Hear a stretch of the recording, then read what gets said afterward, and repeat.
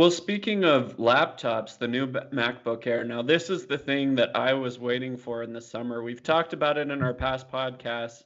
I really wanted to buy a new Apple laptop in the summertime, and they just kept delaying it. I kept hearing rumors.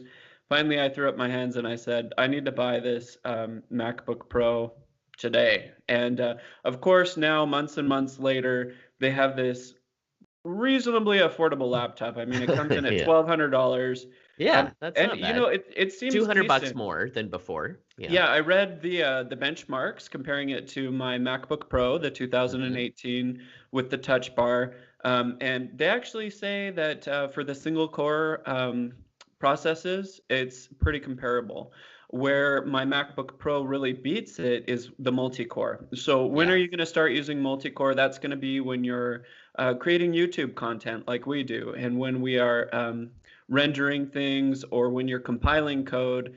It's really for creative people. If you're using Photoshop and you have some kind of an effect that you're going to put in your picture, the multi-core is going to make that go a whole lot faster and process it quicker.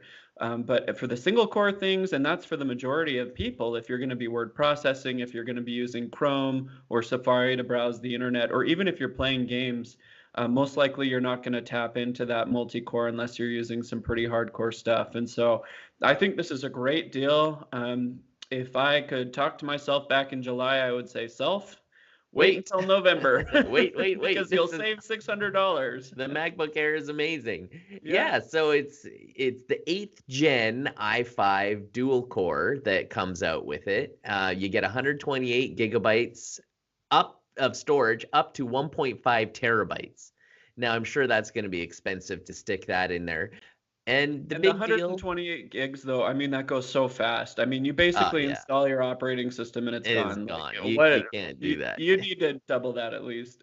At least. But the big deal is they now have Retina Display. So Nice. that's good. That's what they've been asking for these MacBook Airs for a long time. So I think it's going to be a nice laptop, and I think it's going to be a winner for Apple.